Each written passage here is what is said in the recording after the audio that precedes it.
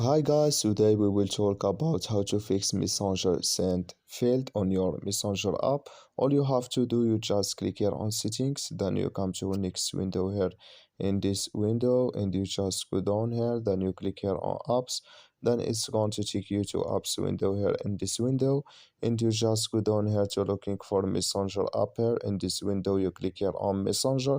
then it's going to take you to next window here, then you just click here on for stop and you click here on OK, then you go down and you click here on storage, then you come to storage window, just click here on clear cache and you click here on clear data, and all you have to do, you just turn off your phone and turn on it and it's going to work with you. So that's all you have to do to fix that problem you have on your Messenger app. Just follow these ways and it's going to work with you.